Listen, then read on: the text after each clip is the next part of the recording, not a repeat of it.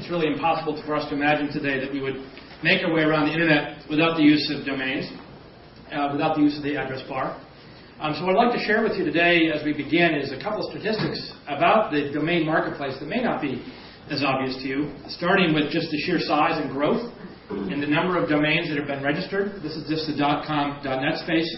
From a little under 40 million just a few years ago, we're now 80 million .com, .nets registered. So massive growth. This is, we talk about the mid and long tail. This is the sort of quantitative manifestation of the long tail being built out as more and more domains are being registered. So what are all those domains being used for? Interestingly, and I think surprisingly, more than a third, so literally close to 30 million domains are not yet developed, meaning they result in no website or a one-page website. So a huge amount of, if domains are sort of digital real estate, this would be the vacant land of the internet. A massive amount of volume.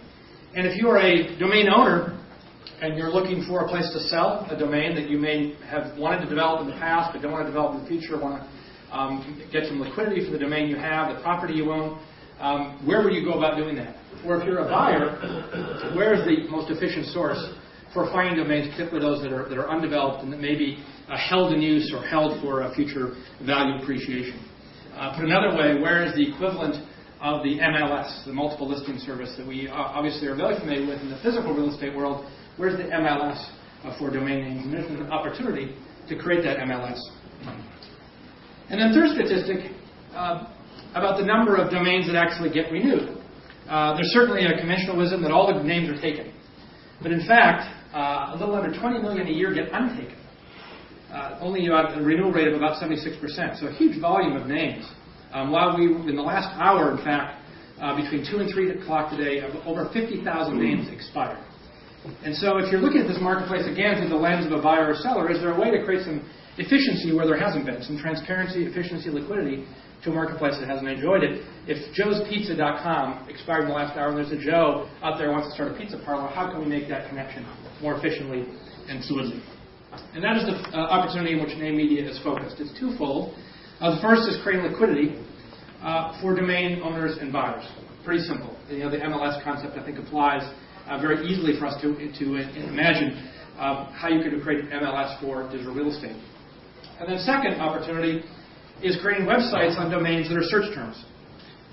Search terms like tennisclinics.com, or one of the earlier slides had flyfish. That's one of our domains, one of our websites. So someone typed it in flyfish, as direct navigation would come to one of our sites. And we have literally thousands of those. So we're looking at search terms that get natural traffic that we can build websites on and take advantage of that kind of organic traffic that comes through search terms through the navigational device of the address bar. So our business model looks like this. We start with the properties we own. We have the largest single portfolio of domain names that we own, over 800, and now about 850,000 domains that are in our portfolio. And then we have obviously created an affiliate network. If you're trying to create this MLS idea, you can't just sell the property you own. You have to represent other sellers. And so we have now about 1.5 million domains, over 2 million domains in this ecosystem. We do two things, two platforms that we use, both on the media side and the marketplace side. On the media side, we're getting about, through those 2 million domains, about 60 million people coming through this network every month. So with 60 million visitors, you can obviously monetize those and provide targeted advertising, which is what our SiteSense product and platform is about. On the marketplace side, again, this idea of creating an MLS, some liquidity for a market that heretofore had not had it. And obviously on both sides, consumers looking for targeted information on the media side, and the businesses on the business side, individuals or companies looking for a great domain for a new business. So I'll take you quickly through each of these platforms. First, the marketplace platform. We start with the source of names. We have a rich source of names, the 50,000 expire a day. Every day, we're looking at close to 75 to 100,000 names that are available in the marketplace to select the ones that are appropriate for our marketplace. It comes through a proprietary system. We've now looked at over 7 million names since the company was founded in 1999. So a huge, rich database, a comp database, if you will, of what's of value and what we should pay for it, and what would be of interest to potential buyers, and through our website and by domain selling it. And the MLS idea is advanced by not only our own site, but taking this inventory of sale and placing it ubiquitously around the world in registrars that are where consumers are more likely to go to buy a name. So GoDaddy in the U.S., obviously well known, but Hi China in China, or other registrars throughout Europe. So it's a global marketplace, and so our inventory is placed globally, truly creating this MLS idea. On the media side, we have our development is focused on 3 different approaches. The premium enthusiast development, which is like the Flyfish site that was cited earlier. We have micro-commerce sites, which could be like steak knives or cellular plans focused on a product or a service. And then targeted search, and sort of a long tail of sites that we'd be bringing into our network.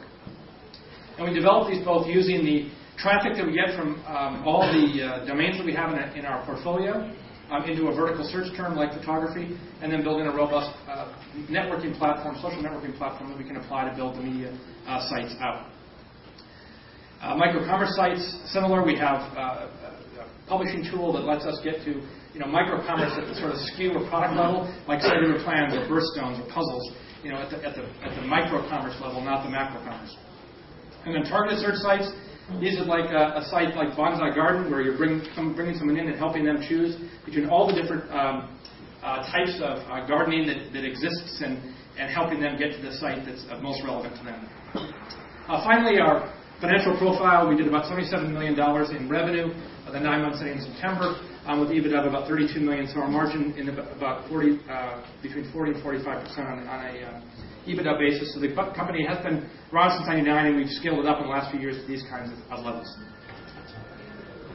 Great.